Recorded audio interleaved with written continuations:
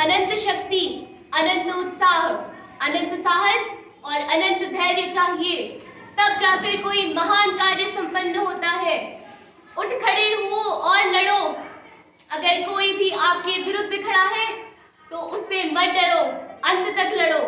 सभा में उपस्थित सभी को मेरा सादर प्रणाम एवं युवा दिवस की हार्दिक शुभकामनाएं। आज मैं Kanchan Mehta, DAV centenary public school Haldwani की छात्रा, आप सभी के समक्ष स्वामी विवेकानंद जी की 160वीं जयंती पर अपने कुछ विचार प्रस्तुत करना चाहूंगी। इसके लिए मैं अरुणोदय संस्था का तहे दिल से आभार प्रकट करती हूँ।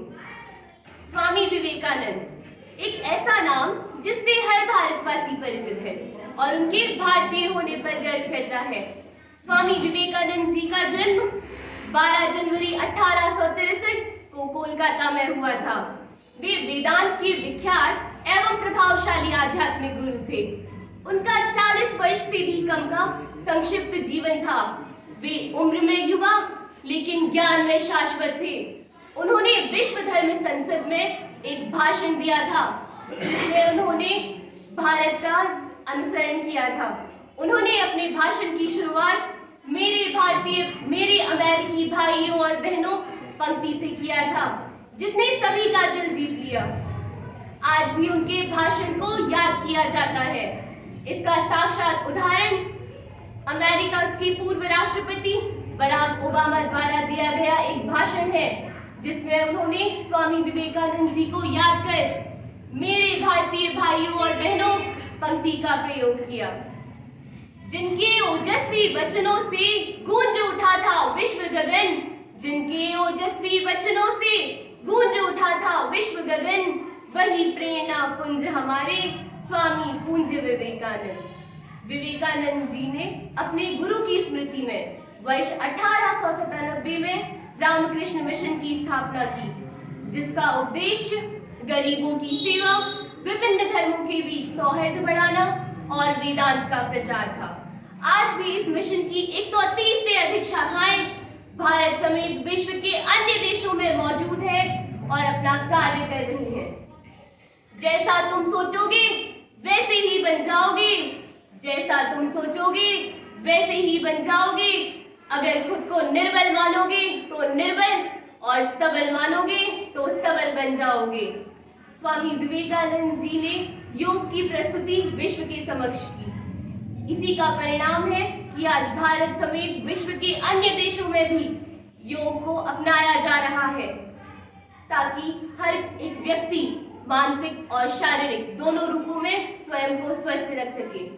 वे शिक्षा के महत्व से भली भांति परिचित थे और एक ऐसी शिक्षा चाहते थे जिससे मनुष्य के चरित्र का निर्माण हो एवं मनुष्य अपने पैरों पर खड़ा हो सके। उनके मुताबिक एक राष्ट्र का युवा उच्च आत्माओं एवं उमंग से भरा हुआ होता है। स्वामी विवेकानंद जी के मुताबिक एक राष्ट्र का युवा उच्च आत्माओं एवं उमंग से भरा हुआ होता है और यही एक देश के भविष्य को परिभाषित करता है। एक बार शिकागो की यात्रा के दौरान स्वामी विवेकानंद जी जमशेदजी टाटा से मिले और बातचीत के दौरान उन्होंने भारत में एक विश्व स्तरीय वैज्ञानिक संस्थान स्थापित करने की आवश्यकता के बारे में बताया, जिससे प्रोत्साहित होकर स्वामी विवेकानंद जी के विचारों का सम्मान करते हुए जमशेदजी टाटा ने भारतीय वैज्ञानिक संस्थान स्थापित किया। स्वामी विवेकानंद जी के विचार जमशेदजी टाटा के जीवन में एक पथ प्रदर्शक के रूप में उभरे। आज भारतीय वैज्ञानिक संस्थान भारत के प्रसिद्ध शोध महाविद्यालयों में से एक है। 21वीं सदी के लोगों के लिए स्वामी विवेकानंद जी का एक ही संदेश था और वह था आत्मविश्वास। आत्मविश्वास जिसकी इस सदी के लोगों को अत्यंत आवश्यकता है, खासकर हमारे देश की युवा पीढ़ी को। विलास और ऐश्वर्य के बीच पलते हुए, विलास और ऐश्वर्य के बीच पलते हुए, गुलाबों की शैया पर सोते हुए और एक भी आंसू बहाए बिना भला कौन महान हुआ है। चरित्र गठन के लिए शिक्षा अत्यंत महत्वपूर्ण है। आज स्वामी विवेकानंद जी के नाम पर कई सारे विद्यालय, महाविद्यालय एवं संस्थाएं पूरे भारतवर्ष में मौजूद है। देश के युवा को प्रोत्साहित कर उनमें एक नई उमंग और उल्लास भरने के लिए हमारे देश के प्रधानमंत्री श्री नरेंद्र मोदी जी से लेकर अमेरिका के पूर्व राष्ट्रपति बराक ओबामा तक सभी अपने भाषण में स्वामी विवेकानंद जी के विचारों को याद कर अपने देश के युवा को प्रोत्साहित करने का प्रयास करते हैं।